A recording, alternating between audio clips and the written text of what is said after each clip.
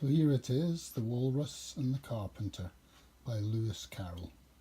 I think it was the best book we ever bought for you kids. This is my favourite. Oops. Let's see, what does it say? Almost too tall. The Walrus and the Carpenter. Okay.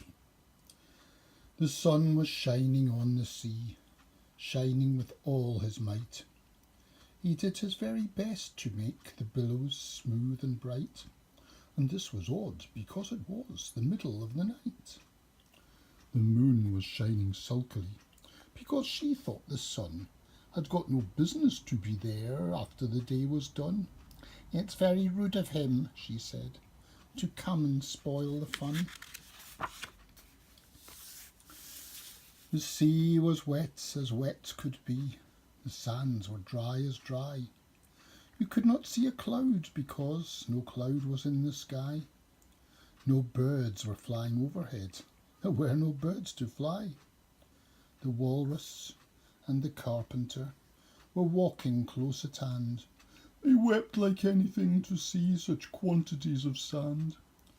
"If this were only cleared away," they said, "it would be grand." If 7 maids with 7 mops swept it for half a year, do you suppose, the walrus said, that they could get it clear? "I doubt it," said the carpenter, and shed a bitter tear. I'm just imagining. "Oh, oysters, come and walk with us," the walrus did beseech. "A pleasant walk, a pleasant talk, along the briny beach.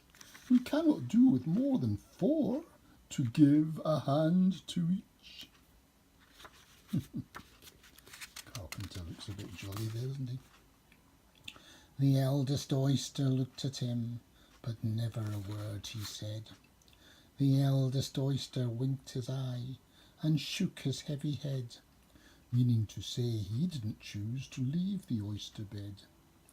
But 4 young oysters hurried up, all eager for the treat. Their coats were brushed, their faces washed, their shoes were clean and neat. And this was odd, because, you know, they hadn't any feet.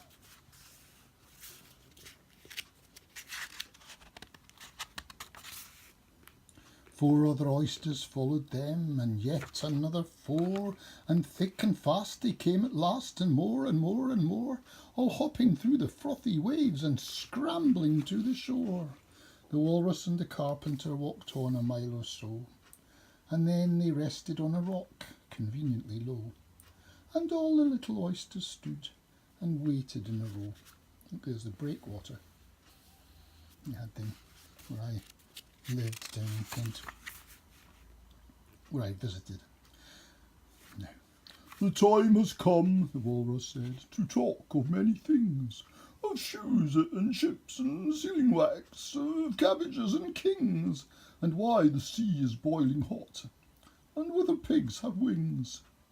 "But wait a bit," the oysters cried, "before we have our chat, for some of us are out of breath, and all of us are fat." "Oh, no hurry," said the carpenter. They thanked him much for that.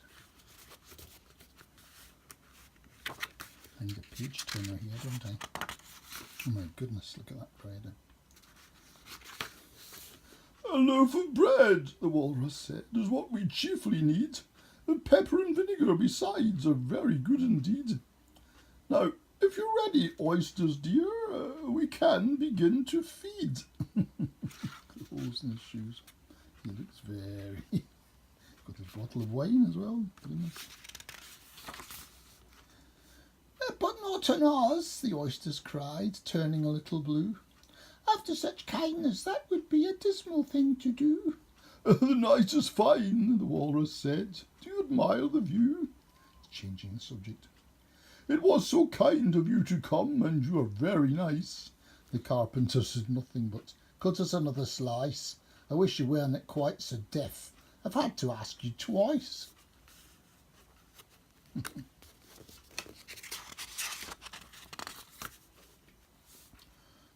seems a shame, the Walrus said, to play them such a trick, after we brought them out so far and made them trot so quick. The Carpenter said nothing but, the butter's spread too thick. I weep for you, the Walrus said, I deeply sympathise.